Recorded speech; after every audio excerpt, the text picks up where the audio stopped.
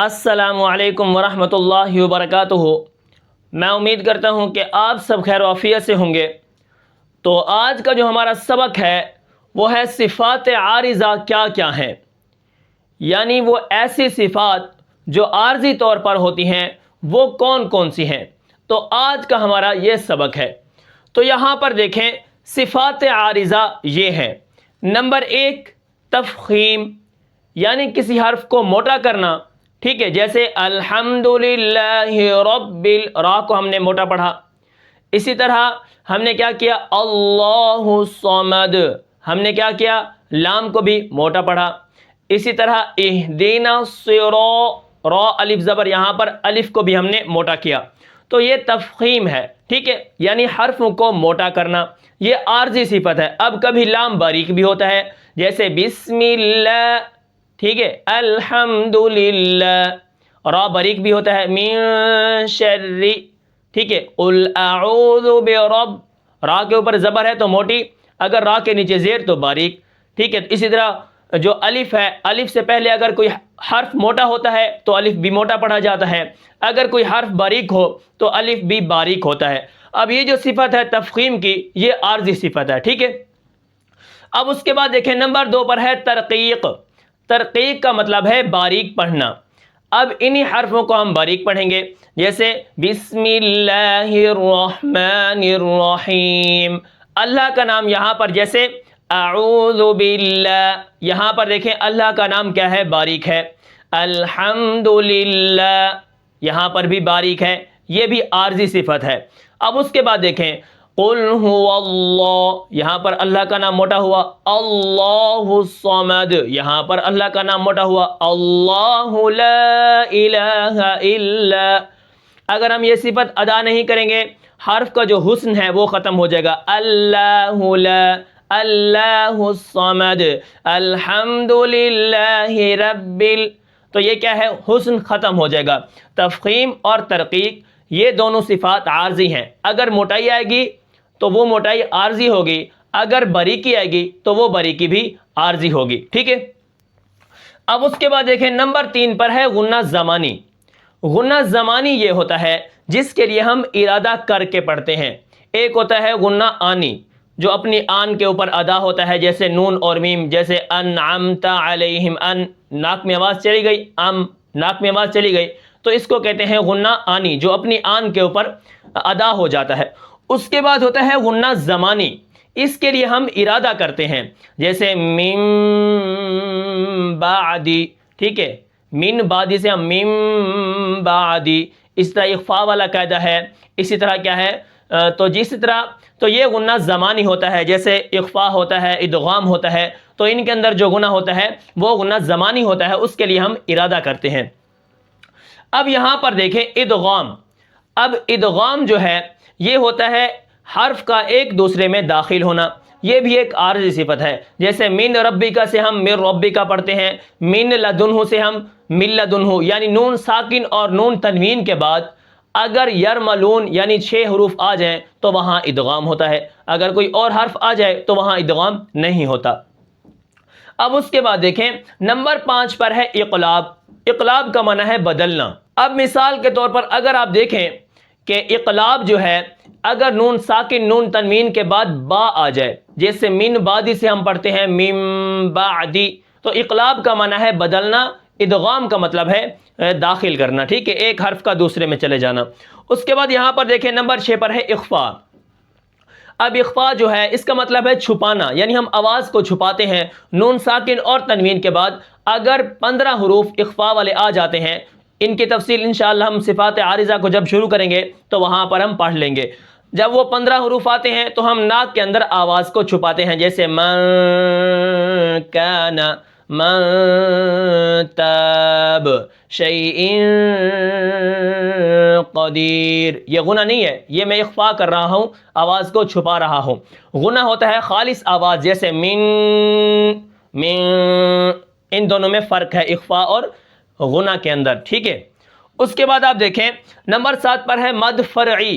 مد فرعی جو ہوتی ہے ہم کیا کرتے ہیں، جیسے قالوا آمنا، اسی طرح جیسے اذا جاء نصر اللہ والفتح، مد فری ہوتی ہے جو الف سے زائد کھینچ کر پڑھی جاتی ہے، یعنی مد اصلی ایک ہوتی ہے مد اصلی، وہ حرف کی اصلی حالت ہوتی ہے، اور ایک ہوتی ہے مد فرعی جو 3 الف 4 الف 5 الف کھینچ کر پڑھی جاتی ہے، ٹھیک ہے۔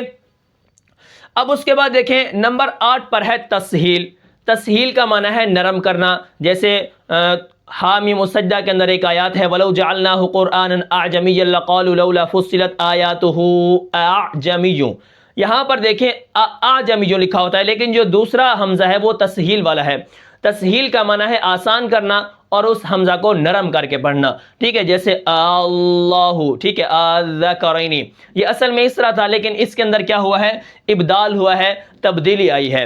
تو ابدال بھی کیا ہے، یہ بھی عارضی صفت ہے، اور تسہیل کیا ہے، یہ صفات عارضہ میں سے ہے۔ اس کے بعد نمبر 10 پر ہے حذف۔ حذف یہ ہوتا ہے جیسے کہیں حمزہ کا حذف ہو جانا، کہیں الف کا حذف ہو جانا، کہیں واو کا حذف ہو جانا، کہیں یا کا حذف ہو جانا۔ اب مثال کے طور پر دیکھیں، جیسے تحت حل انہار ہوتا ہے، تحتہا الانہار، ٹھیک ہے، ہم کیا پڑھتے ہیں تحت حل انہار، تو بیچ میں جو الف ہے ہا الانہار، تو دیکھیں یہاں پر کیا ہے، یہ الف غائب ہو جاتا ہے، فی الارض ہوتا ہے، ہم فی الارض پڑھتے ہیں، یہاں پر یا جو ہے وہ غائب ہو جاتی ہے، ٹھیک ہے۔ تو اسی طرح ان کی مثالیں ہم آگے پڑھیں گے۔ اس طرح ابدال ہے، حرف کس طرح بدلتے ہیں، ابدال یعنی بدلنا، ٹھیک ہے۔ اس کے بعد دیکھیں اجتماع ساکنین کا ہے، حذف ہے، ابدال ہے، تو یہ جو چیزیں ہیں یہ بھی کیا ہیں، صفات عارضہ کے اندر داخل ہیں۔ اس کے بعد یہاں پر دیکھیں نمبر 12 پر ہے وقف۔ وقف جیسا کہ آپ کو معلوم ہے کہ وقف الحمدللہ رب العالمین، یہاں پر اگر آپ وقف کریں گے تو وقف بالاسکان ہوگا، وقف بالابدال ہے، وقف بالاشمام ہے، وقف بالحذف ہے، وقف بالاثبات ہے، اور اسی طرح وقف بالاشمام ہے، وقف بالروم ہے، تو یہ وقف کے اندر آ جاتے ہیں۔ اب یہ جو وقف ہیں یہ بھی صفات عارضہ میں سے ہیں، ٹھیک ہے۔ اب اس کے بعد دیکھیں سکتہ ہے، یہ بھی صفات عارضہ میں سے ہے۔ اب یہاں پر دیکھیں نمبر 14 پر ہے ضمیر ہے، یہ بھی کیا ہے، صفات عارضہ میں سے ہے۔ اب اس کے بعد دیکھیں نمبر 15 پر ہے صلہ، یہ بھی کیا ہے، صفات عارضہ میں سے ہے۔ اب یہاں پر میں نے آپ کو صفات عارضہ بتائی ہیں کہ یہ صفات عارضہ ہیں، ٹھیک ہے۔ اب یہاں پر نوٹ فرما لیں کہ اظہار کا میں نے نام نہیں لیا، دیکھیں ادغام، اخفا اور اسی طرح اظہار ہوتا ہے، اظہار کا میں نے نام نہیں لیا، اسی طرح مد فرعی، طول، توسط، قصر کا میں نے نام نہیں لیا۔ اظہار، قصر، تحقیق، یہ تینوں صفات عارضہ نہیں، یعنی حرف کی اصلی حالتیں ہیں۔ با الف زبر با، یہ حرف کی اصلی حالت ہے جو قصر جسے کہتے ہیں۔ اس طرح تحقیق ہے، ٹھیک ہے، اس طرح حمزہ کا ا، ٹھیک ہے، حمزہ تحقیق کے ساتھ جو حمزہ ہوتا ہے تحقیق والا، اس کو بھی ہم کیا ہے آگے پڑھ لیں گے، لیکن یہ حرفوں کی اصلی حالتیں ہیں۔ اظہار ہے من کا، من آمنا، من آمنا، یہاں پر کوئی قاعدہ قانون نہیں ہے، یہ اظہار ہے لیکن یہ حرف کی اصلی حالت ہے، ٹھیک ہے، ٹھیک ہے۔ تو یہ صفات عارضہ ہیں، تفخیم سے لے کر یہاں پر صلہ تک میں نے آپ کو صفات عارضہ بتائی ہیں کہ یہ صفات عارضہ ہیں۔ اب یہاں پر ایک اور سوال ہے کہ صفات عارضہ کتنے حرفوں کے اندر ہوتی ہیں، یہ چیزیں کہاں کہاں آتی ہیں، ٹھیک ہے۔ تو یہاں پر دیکھیں صفات عارضہ کتنے حرفوں میں پائی جاتی ہیں۔ اب اس کا جواب یہ ہے صفات عارضہ صرف 8 حرفوں کے اندر پائی جاتی ہیں۔ اب یہاں پر دیکھیں لام ہے، لام کے اندر صفات عارض کون سی ہوتی ہے، موٹا کرنا یا باریک کرنا۔ را ہے نمبر 2 پر، اس کو بھی موٹا کرنا اور باریک پڑھنا، ٹھیک ہے، اس کے ہم قاعدے قانون جانیں گے۔ اس کے بعد میم ساکن اور میم مشدد میں آ جاتا ہے۔ اسی طرح آپ دیکھیں نون ساکن اور مشدد اور جو تنوین ہے یہ بھی ساکن میں داخل ہو جاتا ہے۔ با نون زبر بن، با دو زبر بن، یہ ایک ہی ہے، یعنی نون ساکن اور نون تنوین ایک ہی ہے۔ انشاءاللہ اس کا ہم جو فرق ہے وہ آگے پڑھ لیں گے، ٹھیک ہے۔ تو یہاں پر دیکھیں لام 1، را 2، میم ساکن اور مشدد 3، نون ساکن اور مشدد اور تنوین، یہ 4 ہو گئے، ٹھیک ہے۔ اس کے بعد دیکھیں اب نمبر 5 پر ہے الف مدہ، جس کے پیچھے زبر ہوتی ہے، الف ساکن ہو اس سے پہلے زبر ہو، جیسے مد کا ذکر آئے گا، اس کے ساتھ ہم آگے پڑھ لیں گے۔ اس کے بعد واو مدہ ہے، اس کو بھی ہم آگے پڑھیں گے، اور اسی طرح یا مدہ ہے، یہ بھی کیا ہے، حرف ہیں۔ نمبر 5، نمبر 6، نمبر 7 ان کے الگ الگ حالتیں ہیں، جیسے یا مدہ ہے تو یا لین بھی ہے، ان کے قاعدے قانون ہیں، واو مدہ ہے، واو لین ہے، اس کا بھی قاعدہ قانون ہے، انشاءاللہ وہ ہم آگے جان لیں گے۔ اس یہاں پر نمبر 8 پر ہے حمزہ، ٹھیک ہے۔ حمزہ کے بارے میں نے آپ کو پہلے بھی بتایا ہے کہ حمزہ اور الف کے اندر 5 طرح کے فرق ہیں، اگر آپ نے نہیں دیکھے تو مخرج نمبر 1 کے اندر وہاں پر آپ دیکھ سکتے ہیں، وہاں پر جب میں نے الف مدہ کا بتایا تو وہاں پر میں نے حمزہ کو واضح کر کے اس کے 5 فرق بتا دیے تھے، تو وہاں پر آپ کو پتہ چلے گا حمزہ کون سا ہوتا ہے اور الف مدہ کون سا ہوتا ہے، ٹھیک ہے۔ تو یہ تھا آج کا ہمارا سبق، جس کے اندر میں نے آپ کو یہ بتایا ہے صفات عارضہ کیا کیا ہیں، اور یہ بھی بتایا ہے کہ صفات عارضہ کتنے حرفوں میں ہوتی ہیں، ٹھیک ہے۔ تو انشاءاللہ یہ جو چھٹا لمحہ ہے یہ تمہید کے اندر ہے، یہ صفات عارضہ کی تمہید کے اندر ہے، تو انشاءاللہ ہم صفات عارضہ بہت جلد شروع کریں گے۔ تو میں امید کرتا ہوں کہ آپ کو یہ سبق سمجھ آیا ہوگا، پھر ملتے ہیں انشاءاللہ اگلے سبق میں، تب تک کے لیے مجھے اجازت دیجیے، اللہ حافظ۔